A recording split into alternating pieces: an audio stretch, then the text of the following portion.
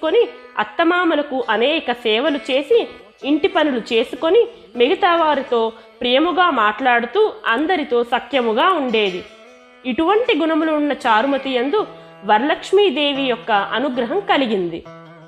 ఒకనాడు చారుమతి స్వప్నమునందు వరలక్ష్మీదేవి కనిపించి ఇట్లు పలికెను: ఓ చారుమతి, నేను వరలక్ష్మీదేవిని. నీ యందు నాకు అనుగ్రహం కలిగి ప్రత్యక్షమైతిని. నీవు శ్రావణ శుక్లపక్ష పౌర్ణమికి ముందు వచ్చే శుక్రవారం రోజున నన్ను పూజిస్తే నీకు నీ వారికి సకల సౌభాగ్యాలు సిరి సంపదలు కలుగుతాయి అని పలికగా, చారుమతి ఆ స్వప్నంలోనే వరలక్ష్మీదేవి చుట్టూ ప్రదక్షిణ నమస్కారాలు చేస్తూ ఇలా ప్రార్థించెను: నమస్తే సర్వలోకానాం జనన్యే పుణ్యమూర్తయే శరణ్య త్రిజగద్వంద్వే విష్ణు వక్షస్థలాలయే అని అనేక విధములుగా స్తోత్రము చేసి, ఓ జగజ్జన